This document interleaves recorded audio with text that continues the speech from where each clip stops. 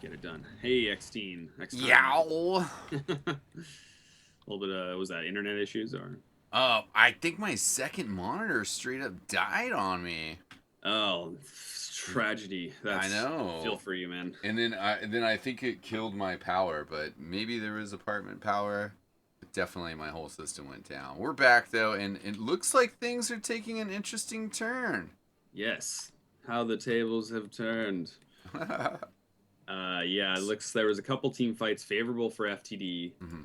and it was mainly Scarz trying to flex in the top lane, trying to cut the top lane, with Undying kind of get in front of the wave. But there's a couple heroes there, and Undying can't really deal with that. So the Enchantress and Undying went down in the top lane, trading only for a Lion, and so that was a good turn for FTD. They defended the tower, and I think they got a couple kills since then as well. Now they're just pushing the top lane. Yeah, it looks like that Hand of Midas on Invoker is really starting to help him out with his power curve. True. He's picked up some items for sure now, the phase, the boots, and the urn. Still looking for some more stuff on Ember Spirit. He's probably saving up for that boots of travel, it looks like. Yeah, indeed. I think. Let's see, how do I get my vision back? Oh, there we go. Yeah, that's a pretty good idea. He has the early game secured, giving cost Quas Wex, but now that Midas is going to help him catch back up. It's kind of sort of interesting that he wouldn't go for something like maybe, I don't know, an Orchid. It depends on the timings of Anti-Mage, but the Midas will help them fight in the late game and get those levels back in Exort so he can actually start contributing in terms of damage outside of, EMP Tornado. But yeah, well, I mean, Anti-Mage is doing real well anyways, so this is possibly the best thing he can do. If he went for Orchid, Anti-Mage is going to have his Manta soon, and then it's a non-factor. This Anti-Mage is sort of balling out of control, so he's the Yeah. hidden factor in this game. Yeah, the 14-minute Battle Fury is pretty good. Pretty good. Yeah, pretty good timing. There's going to be the roar onto the Death Prophet. This is a huge, but there's the heal, the Soul Rib, and she's going to be just fine. She's going to be able to get siphons off. Lion did go down in the meantime, a swap on the Phoenix, but unfortunately, that's not the Supernova you're looking for. Two really good picks for Scarz. Yeah, those eggs did not last long. Yeah, that's Like hard. That's cooking up breakfast, you know. Yes, yeah. I was just gonna drop some hard boiled. I don't know what I'm talking about. my omelet game is on point, son. Dude, yeah, I guess so. I need to work on that. Yeah, the Beastmaster Roar initiation was looking real good at first, and the Sun Ray doing all that damage, but they couldn't secure that kill. I don't actually know where Finger of Death was spent. It might have actually also been spent on the DP, so they might have just blown everything. But yeah, that's a tanky DP, I guess. Not really the drum. I think if DP doesn't have drum, she actually dies there. So for all you DPs out there, maybe the Yule's Rush isn't what you're looking for. Yeah. The last hits on anime is definitely out of control. 153 right now. Yep. He's speeding towards that Vlad's. Indeed. Oof, Enchantress totally burned up. Yeah, mid Barely lane. staying alive. There's the tombstones down. It is going to slow, and they do have the siphon on the line. He is certainly going to go down. Invoker's trying to slow down with his Ghost Walk. There's a fight? Anti-Mage is chasing the Ember Spirit up here, and he just kind of walks with him, and the Invoker goes down to the Exorcism Spirits as well. What a good fight for Scarz. Oh, and Phoenix gets found here. I wonder. I guess they just knew exactly where he was. Yeah, and shit just saw him tucked in there, and I mean, there's only so many spots you can go up in here, so. It's true. And if his TP was off cooldown, maybe he could have gotten away. Because little known fact, I don't know if everyone sees this, but you can Sunray, toggle your Sunray movement and TP while you're moving. Just for everyone, so it's kind of nice. Tricky Phoenix things. Yep. Yeah, that was a really good fight. I didn't really see the biggest initiation there. They just kind of found everyone out. They caught the Lion, and they there's probably a good swap. I imagine was one of the big initiation factors there. Yeah, Kabuta just got destroyed by Anti-Mage up top there. That was pretty funny to watch. Just like I got caught out with no mana, I guess, because the mana burn. I don't know. Well, no, I think it was actually the balance of Ember Spirit and shooting your Remnant out too far. Yeah. He was trying for a big jump, and then he didn't have the Spirit out in time, and he couldn't jump at all, and then he just got right-clicked. FTD hotboxing it. They actually spent 2 smokes for this. So Ooh. next level strats. They're going to find the anti-mage in the high ground. Sort of the best case scenario, but he is running away at this point. Can they group up? This is going to be a roar right onto his face. Here's the MP. Can they burst him down? He's taking... Yeah, there it is. Finger of Death, Sunray. That's the biggest pick they could have found. FTD's real happy with that. Yeah, it was pretty predictable behavior. They're like, the camp's about to spawn. We saw him, and we walked away. Just going to walk right back. And yeah, that roar and then perfect combo on top of it. Indeed. Yeah, I got to comment on this again because I didn't really hit it before. And yeah, the no spirits build from Phoenix. Don't see this too often. You see Ice Ice Ice maybe doing this as in the off lane sometimes, here and there, you know. But yeah, this is pretty interesting. Like, I don't want to comment further, but like Icarus Dive does do a little bit of AoE damage, but a lot of the times you're using it for repositioning anyways. Yeah. And it does some decent damage scaling, but yeah, so does Spirits. And so yeah, they both have long cooldowns. They do. And the Sunray is pretty kick-ass in terms of skills go, but definitely Fire Spirits are a big part of your whole shtick, you know, especially if you're going to pop egg, you Fire Spirit people so they can't attack you down. Let's watch how the smoke goes, though. Yeah. They are going to find a couple people, but FTD is waiting in the wake. They're behind some trees. They're going to get a favorable, possibly unfavorable smoke break here. There's the EMP Tornado, the swap, an instant kill onto, I was going to say Beastmaster, but he's going to live for a second. In trade, DP's going to go down. A roar is onto the Enchantress. Phoenix Egg is going to get popped quite easily through the low bat once again by Anti-Mage. And Invoker is getting hit here. The ult from Anti-Mage was popped, but Invoker had plenty of mana, so he's doing just fine. On the backlines, Venge did get killed here. But, Undying is going for that tower, and he's getting stunned up. He can't even heal himself. Sitting in a creep wave. Feels real bad. Yeah, that was a little questionable. Invoker, yeah, I mean, Invoker's just standing right there, just going to wail on him. He got what he was looking for.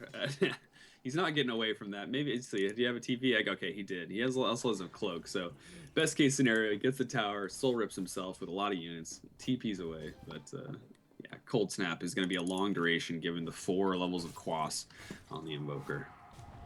Beastmaster has that level 3 Necro Buck, now can start building into some other items, and Invoker mainly just picking up the 4 staff and Boots of Travel. The Aether Lens on Lion is a nice pickup for sure. Yeah. Aether Lens on Lion and Vengeful Spirit on the opposing team. Both really good heroes for that Aether Lens. Venge being kind of low range on swap and stun, so that really helps. But of course Lion, really good holder of that. Freaking loves that Aether Lens. And he has the mana regen, doesn't necessarily need mana boots. And his team doesn't either. You know, Ember Spirit's got a bottle, Invoker's doing just fine. So it's kind of in Dota, you need a lot of arcane boots to give your teammates who don't know how to supplement mana for themselves. But in Pro Dota, they all figure it out. They don't need, you know, an arcane boots on, you know, a couple arcane boots on the team. So yeah, a little bit better. Yeah. FTD pushing bottom here, and they do have a tower lead right now. Even if they trade, that'll just give them, you know, maintain their lead here. And looks like Scarz a little indecisive. They've sent one back. Otherwise, they are going to sack that tower. Yeah, and they did send their DP, who has Exorcism up now. She didn't before, but they basically sent back for their pusher. So they're definitely committing to a defense here. And FTD moving high ground. Yeah, they've left Anti-Mage up there. Anti-Mage is actually going to continue to push through. And, ooh, Kabuta gets blown up. That was close. That was so fast. And there's the swap to save the Undying. But now FTD on the back foot, given that Exorcism pop, they're going to TP out. Looks like there was a 4-staff TP on the Beastmaster, but they're going to find the Lion. Ouch. You know, it was looking good for a second. It was like, yeah, you got that tier 2 first. But Anti-Mage just pushed through and has taken off half the health on that tower. They did do pretty good damage on that tower themselves in the bottom, but they also lost 2 players in the process. So, yep. As well as it seems like losing Roshan as a consequence of losing those 2 players. maybe a little bit early on that, but you know, it's going to be a tough contest if they do get there in time. Yeah, Not absolutely. really There was a trying. cheeky play as Beastmaster was teeping away on the low ground. Invoker forced. Oh, is there going to be a play here? Invoker's Invoker in there, yeah. Ghost walks in. There is the Supernova on the No. high ground as well, but they see the Invoker. There's a lot of damage on Scarz though. Oh Ember my. Spirit comes in, doing tons of damage. How are they going Wow. to completely team wipe this?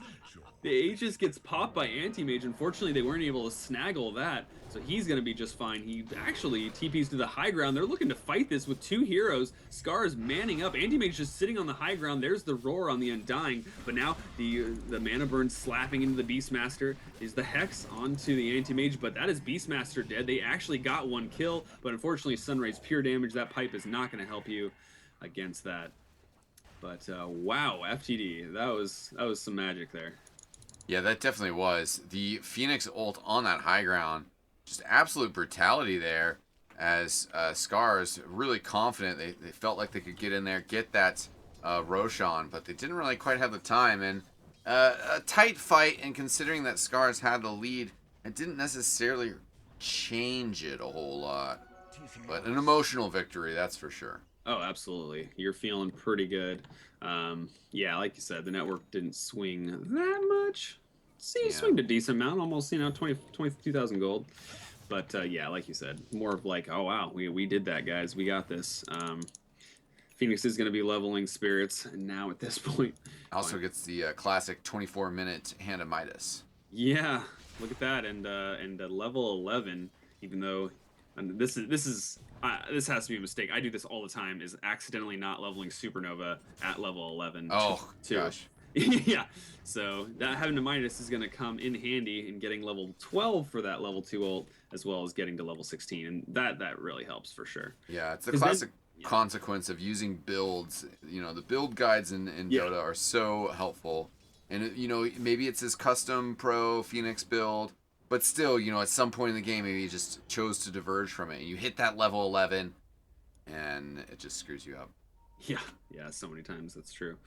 And level 16 Supernova, level 3 Supernova is going to be, it's like, even if it's in the late game, and even if Anti-Mage can pop you, he still has to spend, like, 11 or 12 hits actually getting that down. So at that point, it is like a thing that draws away their strongest carry, regardless of how strong he is. Speaking of that carry, he gets X'd up, the swap comes in, the Vengeful Spirit going to try to save him, and Anti-Mage goes back in, goes on the Lion, and he's actually going to die to the zombies. There's a Yyyaaooo onto the Invoker and silenced as the Yyyaaooo comes down. Perfect timing on that. Sunray too little too late to heal up that Invoker, and 2 kills, they're gonna push off this. Yeah, this actually could be pretty dangerous here. Yeah, they have their whole team formed up, and some good creeps and, you know, the Necro units. Oh my. Ooh, yep, that's the tower dead. It was already weak enough, but there's going to be some Searing Chains. They don't really fight this, but Invoker did pop back. The Veil was popped by the Phoenix, so they are veiled up. Can they get some good magic damage? But wow, there's the big silence from Death Prophet. There's a lot of them silenced, plus the Spirit Siphons. Beastmaster can't even use his ult due to that 6-second silence. Sunray coming out, but he's looking like, oh no, Anti-Mage is hitting me now. Yyyaaoooo's on Invoker, just to silence, set up the silence again, and now it's Beastmaster buys back in his TPing in as well, looking for that roar, but once again, Scarz disengages perfectly, and the FTD is not going to get anything out of this. Yeah, that definitely was a good split up. We already got Anti-Mage back in the jungle. He's going to be zipping around, probably heading towards bottom lane. You know, the casual farm, pick up some cash on your way, and then they'll maybe, you know, push out that last tier 2, clean house up a little bit, and then repush high ground. Still a bit of time on good old Roshan. Yeah, I've got to say, FTD is doing really well to fight where they can, itemize correctly. They're really trying, and it's not working out in a lot of these fights, and especially given the deficit that they were put into this situation, or the one that they made for themselves.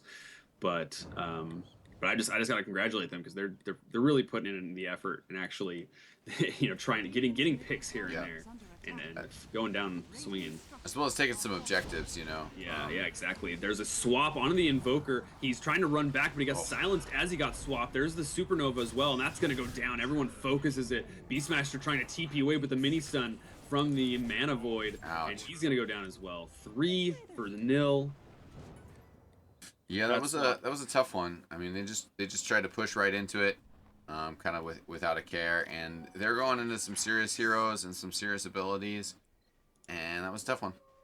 I take back my words. I said that Scarz really didn't have the biggest initiation, but it isn't an initiation on one hero. It's just an initiation on multiple heroes. Yeah. I mean, the swap into 6-second silence with the range and the radius that silence has on Death Prophet. It's such an easy, swap into silence, and they can't fight unless they have BKBs, and unfortunately FTD doesn't have BKBs around. As well as the kind of the natural combo that flows with swap for Enchantress. And you already have then the plus damage aura from Venge Spirit, but you swap somebody in close to the Enchantress and all your other heroes, they're gonna run away, and your Enchantress is just gonna be tagging away with impetus. That's as they just true. get further and further away, more and more damage. That is true, say, with that Dragon Lance up, as long as she has vision, and they're going to be chasing, so. Whew. True, say, yeah, that's a pretty mean lineup. I wouldn't want to go against that initiation without the answer, without the BKB answer, without the Glimmer Cape answer. There's nothing. She's just about to finish a Ag Scepter here as well. I mean, she's sitting on 3k gold. I've heard that, I don't know, Dragon, I don't play a ton of Enchantress, but that once you have Dragon Lance, you don't really need Ags, but I don't know how you feel about that if you just double up on the, looks like that's their plan. People like to do it, and if you look at an Impetus's range now, it is just, dirty. Yeah. And I'm pretty sure that takes into account both the range increases from both those items. And yeah, the thing is, the main problem is when you go this build, you're limited by fog at that point. But Scarz is able to chase, they're able to get vision, Anti-Mage is able to blink, Vengeful Spirit's able to Wave of Terror, DP is really fast to begin with the Yyyaaoooo's drum. So I think that she's going to get that vision, and that's honestly the best position you can be in. As an Enchantress, you want to be at max range, and with this build, the max range is even further.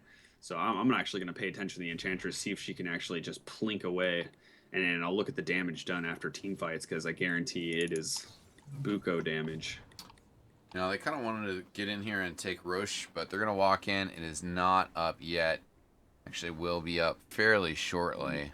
Looks like in half a minute, the Roche timer will be revealed between 1 and 3 minutes.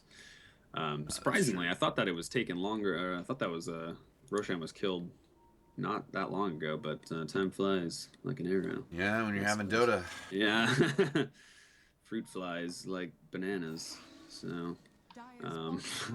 so they're Scarz pushing the bot lane in the meantime, which is the right move. Roshan's going to be up. You're controlling this map space. And got a ward up there. Freshest of the wards. And FTD not feeling very good with the melee Raxes killed on both mid and top. It looks like it will be about 2 minutes before Roshan shows up again. Oh, nice. It is revealed. That is true. Thinking high ground defense for FTD, because that is the state of the game for them right now. Ember Spirit got that Battle Fury, a little bit minor crit. Supernova's pretty good. Beastmaster Roar can punish. Very good counter high ground defense on Invoker at this point. Unfortunately, he doesn't have that much points in Exort. Exort quite yet, so there's not going to be a really good meatball there, not going to be the best Deafening Blast in terms of damage, but the Tornado EMP is still going to be there, and the Deafening Blast still stuns and disarms for a long time, so that's still pretty useful. Hopefully he'll use Deafening Blast. Oh yeah, not to mention Ice Wall is pretty good. So I think they've got pretty good high ground defense, but they're going to get ratted, possibly. They do have an Anti-Mage, Scarz does have an Anti-Mage and a Death Prophet Exorcism, so the Rat Dota... It's pretty strong when you're already 2 melee racks up. Yeah. And they have a creep hanging out in the Roshan pit as well, so if things show up there, they might, well, as I was talking about, how they might just split off. They decide to just split off. And we'll be waiting for that, but just, kind of spreading the pressure here. Indeed. Big items. Let's take a look at these items here. I've got a gem on FTD's Lion. Yeah, that Veil on Phoenix is going to be real good. Obviously, they haven't had the best team fights quite yet. I think they did use that Veil in the big Roshan fight, though. But yeah, double Midas on FTD is going to keep them economically in the game. What is, guys? So yeah, and I didn't really talk about this, but Undying has the mech advantage this entire game. FTD does not have a mech. And against I guess they have a good amount of, they're going up against a bunch of Scarz single target damage. There's a decent amount of AoE damage on Scarz, but not like big team fight ultimates or damage like that. So, but mech advantage can't be understated, as well as a pipe. So their effective HP on Scarz is like one of the big issues here. But Roshan is going to be the move here. Yeah, why not? Get your Anti-Mage all set up for success. Yeah. Just for the party. Moonshard is going to be eaten, I'm going to guess, yeah. Or maybe they're going to give it to the DP. Yeah, okay. That's kind of interesting. DP's not the best holder. It's like one of like a Dragon Knight or something where when you use the ultimate, you die. It's, you're going to res and you're not going to have Exorcism or Dragon Form, that kind of thing. But I don't know. Maybe if they're able to save Exorcism, I suppose, and just Siege, then maybe they can do something good here. But I imagine they're waiting for their creep wave. And yeah, Exorcism is popped. So if FTD can actually kill the DP real quick, which isn't the best, easiest feat, but there's Yyyaaooo's down. Already used the Yyyaaooo's cooldown. DP is actually at half health. Ooh, there's the damage coming in from Enchantress. They're going to man up. There's the Tombstone. The stuns come in and the big impetus. Beastmaster almost dies there, but Anti-Mage is going to be handing back. Their whole team is heading back. Scarz disengaging a little bit, but there is going to be the roar while they're trying to disengage, but the swap comes out to save them a little bit. Lion getting popped by the Mana Void. Anti-Mage manning up with the BKB. Easiest supernova kill of his life, as well as buybacks on the Beastmaster because he actually got hit by an impetus right at the back end. There's that range coming in, and they're trying to defend this Rax with their lives. FTD trying to push in, but the melee Rax is going down. The range Rax is going down. Silence onto the Phoenix, who bought back. That's a dieback. Huge impetus damage. Oh. Whew, the range. And that's it. Yeah. Yeah, literally, as they call it. Good games. Well played. And, that's our last best of one series. Pretty tough. FTD did have a good start, but unfortunately could not keep it together all game. Tough beginning start for Remilia in that mid lane Invoker against Death Prophet. Shouted out by Yamate. But they hit that nudge. They got a little bump there where they were capable for a while, and then they just stopped. They just couldn't mess with that Anti-Mage anymore. Yeah, Anti-Mage and Enchantress did 2,500 damage plus in that last team fight. And that's just single target damage coming out from Enchantress. So there it is. I was finally able to get a measurement of the Dragonlance Ags combo. It's a lot of damage. That is insanity. Yep. Well, ladies and gentlemen, we will be right back. We're just going to take a fairly quick break in between games here, and then we will be back with a best of 3, the lower bracket finals, as Scarz takes on Omakase. So stay tuned, ladies and gentlemen. Don't go anywhere. We'll be right back.